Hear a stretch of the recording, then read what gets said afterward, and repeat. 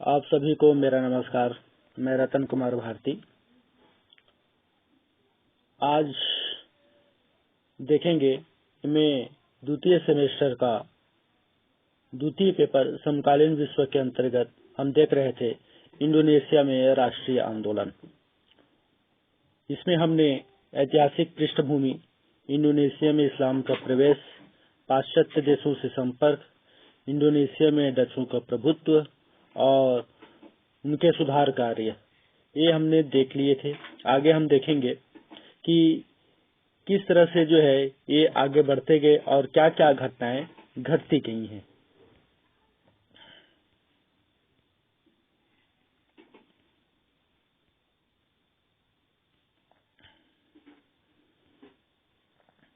देखते हैं।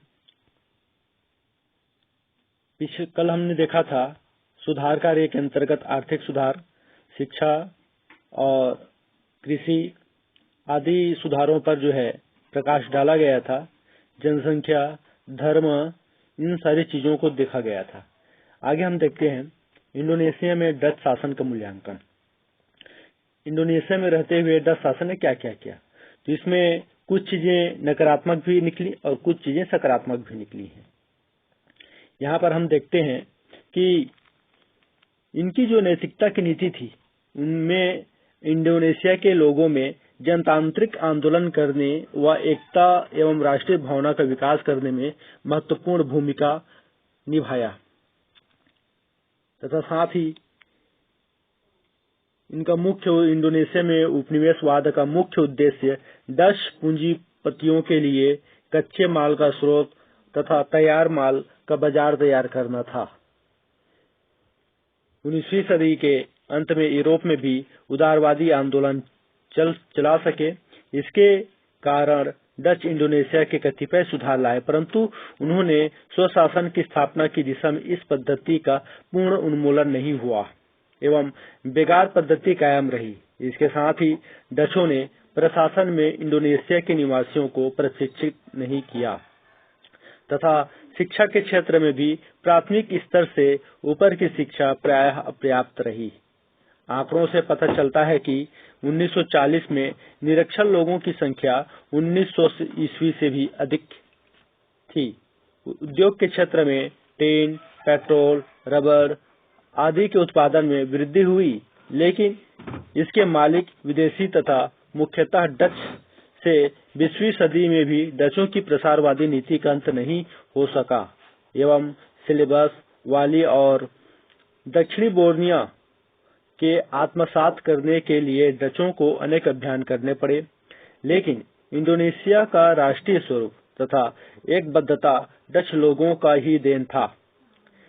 डच विजय के परिणाम स्वरूप इस क्षेत्र के अधिकांश द्वीप Java, Sumatra, Bali, Borneo, Celebes, Moluccas, New Guinea आदि एक झंडे के नीचे आ गए तथा डच ईस्ट इंडीज कहलाने लगे।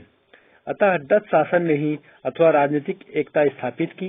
इसके कारण ही इस क्षेत्र में राष्ट्रीय एकता की भावना का विकास हुआ तथा इंडोनेशिया का जन्म हुआ।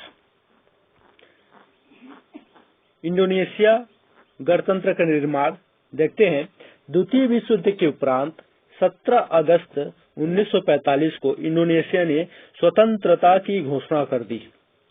इस विशाल द्वीपपुंज पर द्वितीय विश्व युद्ध के पहले हॉलैंड का अधिकार था। युद्ध काल में इंडोनेशिया पर जापानियों ने अधिकार कर लिया था।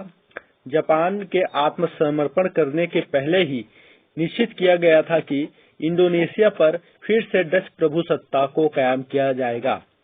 अमेरिका ने भी हॉलैंड का समर्थन किया था, किंतु इसी बीच स्वतंत्र इंडोनेशिया गणराज्य की स्थापना कर दी गई। जब मित्र राज्यों की सेना इंडोनेशिया में उतरी तो वहां की जनता में क्रोध और विरोध की भावना उमड़ पड़ी। उन्होंने समझा कि ये सेनाएं इंडोनेशिया पुनः डच साम्राज्यवाद को लादने के लिए चली आई है। इसलिए 23 अक्टूबर 1945 ईस्वी को इंडोनेशिया युवकों और ब्रिटिश सेनाओं में खुलकर जोरदार टक्कर हो गई। इस संघर्ष में दोनों पक्षों के हजारों व्यक्ति मारे गए। 25 अक्टूबर 1945 ईस्वी को इंडोनेशिया के राष्ट्रवादी सरकार ने यह घोषणा की कि प्रभुसत्ता के हस्तांतरण के विषय में डच सरकार से समझौता वार्ता करने के लिए तैयार है। मध्यस्थों के प्रयास से नीदरलैंड भी वार्ता के लिए तैयार हो गया और उसने एक 9 सूत्रीय प्रस्ताव रखा, किंतु इंडोनेशिया ने इस प्रस्ताव को मानने से इनकार कर दिया। दोनों पक्षों में समझौता करने के कई प्रयास हुए, किंतु किसी को सफलता नहीं मिली। सुरक्षा परिषद में इंडोनेशिया।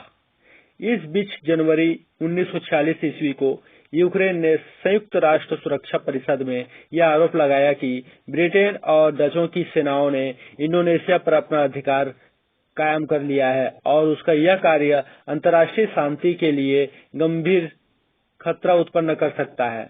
उसने यह मांग की कि संयुक्त राष्ट्र इस बात की जांच करे और इंडोनेशिया को विदेशी सेनाओं से मुक्ति दिलावे।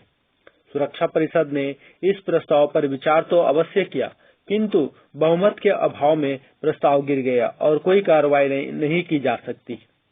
डच द्वारा फुट डालने की नीति का अनुसरण। इंडोनेशिया तथा डच सरकार में समझौता करने के लिए सुरक्षा परिषद के बाहर भी कई प्रयत्न हो रहे थे। 13 मार्च 1946 ईस्वी को इंडोनेशिया गणराज्य के प्रधानमंत्री शहरयार ने यह प्रस्ताव रखा कि वार्ता प्रारंभ करने के लिए पहले डच सरकार इंडोनेशिया के गणराज्य को मान्यता दे और समझौता होते ही इंडोनेशिया से अपनी सेना लौटा ले। डच सरकार ने शर्तों को मानने के लिए तैयार नहीं हुए। 14 अप्रैल 1946 ईस्वी को हेग में दोनों दलों के मध्य एक समझौता वार्ता प्रारंभ भी हुई, किंतु इसका भी कोई परिणाम नहीं निकला। 24 अप्रैल को यह वार्ता भंग हो गई। दोनों पक्षों अब पहले से बहुत कठोर हो गए थे। इस स्थिति में डच सरकार ने इंडोनेशिया की जनता में फुट उत्पन्न कराने का नीति का पालन किया। उधर इंडोनेशिया में कुछ स्वार्थी तत्वों और कुछ ऐसे व्यक्तियों को प्रोत्साहित किया जो इसको बढ़ावा दे सके और जुलाई 1946 में मैटिनी सम्मेलन का आयोजन कराया। इसमें शामिल होने वाले गणराज्य का विरोध किया तथा हॉलैंड की छत्र छाया में एक संघीय राज्य की मांग की। इस तरह और कई भी प्रयत्न किए गए और इंडोनेशिया में पार्थक्यवादी आंदोलन ने बल पकड़ लिया। अब देखते हैं प्रथम पुलिस कार्रवाई। 27 जुलाई 1947 ईस्वी को इंडोनेशिया स्थित डच गवर्नर ने शीघ्र ही एक संघीय परिषद की स्थापना और संघीय गणराज्य की स्थापना का प्रस्ताव रखा। इंडोनेशिया के गणराज्य ने डच सरकार के इस प्रयत्न को एक चुनौती के रूप में ग्रहण किया। 27 जून को प्रधानमंत्री शहरयार ने इस्तीफा दे दिया और उनके स्थान पर सजरफुद्दीन इंडोनेशिया गणराज्य के प्रधानमंत्री बनाए गए। यह वातावरण को विषम बनाने की सूचना थी। सजरफुद्दीन सरकार ने बड़ा कड़ा रुख अपनाया और डच प्रस्ताव को स्पष्ट शब्दों में मानने से इनकार कर दिया। इंडोनेशिया की स्थिति गंभीर होने लगी।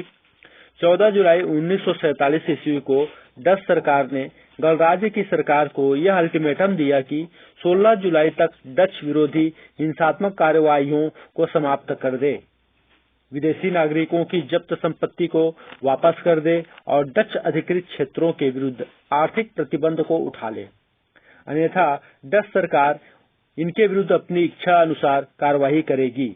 गणराज्य की सरकार ने इस अल्टीमेटम को अस्वीकार कर दिया। फलतः 21 जुलाई को डच सेनाओं ने जावा और सुमात्रा पर आक्रमण कर दिया। डच सरकार ने इसको सीमित पुलिस कार्रवाई बतलाया तथा इसकी सूचना संयुक्त राष्ट्र संघ के महासचिव को दे दी। 28 जुलाई को भारत के प्रधानमंत्री पंडित नेहरू और शेख हसन अल बत्रा ने संयुक्त राष्ट्र संघ ने इंडोनेशिया में अविलंब हस्तक्षेप करने की अपील की तथा भारत सरकार ने डच वायुयानों को अपने क्षेत्र से गुजरने की मनाही कर दी। 23 जुलाई को भारत तथा ऑस्ट्रेलिया ने सुरक्षा परिषद के समक्ष इंडोनेशिया के प्रश्न को पुनः प्रस्तुत किया। 1 अगस्त 1947 से 26 अगस्त 1947 तक सुरक्षा परिषद में इस समस्या पर सदैव विचार विमर्श होता रहा। सुरक्षा परिषद ने दोनों पक्षों को अविलंब युद्ध रोक देने और पंच फैसले या शांतिपूर्ण समझौता वार्ता द्वारा समस्या को सुलझाने के लिए कहा। सुरक्षा परिषद में युद्ध विराम आयोग की स्थापना का प्रयास तो नहीं पास हो सका, किंतु एक सत्कार्य समिति की स्थापना कर दी गई। इस समिति के प्रयासों से लड़ाई बंद हो गई और हॉलैंड तथा गणराज्य ने 17 जनवरी 1948 को एक विराम संधि के समझौते पर हस्ताक्षर कर दिए। इसके उपरांत दोनों पक्षों में स्थायी संधि के लिए वार्ता चलने लगी। इस संबंध में कई प्रस्ताव आए, किंतु पुनः दोनों पक्षों में कोई समझौता नहीं हो सका। डच सरकार ने संयुक्त राज्य इंडोनेशिया को अंतिम तथा औपचारिक रूप प्रदान करने का निश्चय किया तथा संघ और उसके सदस्यों के अधिकारों को अधिक महत्व प्रदान करके गणराज्य की स्थिति को गिराने की कोशिश की। मार्च 1948 में डच सरकार ने नीदरलैंड ईस्ट इंडीज के लिए एक कार्यकारी संघीय सरकार की नियुक्ति की, परंतु गणराज्य ने स्वयं को इससे संबंध करने से इनकार कर दिया। इसी बीच 16-17 अगस्त को तिमोर में वह अप्रिय घटना घट गई, जिसके परिणाम स्वरूप गणराज्य के सैनिकों और डच सैनिकों में पुनः जोरदार संघर्ष छिड़ गया। आगे का टॉपिक हम कल देखेंगे। थोड़ा लंबा टॉपिक है, बड़ा टॉपिक है, छोटा छोटा करके देखेंगे तो ज्यादा समझ में आएगा।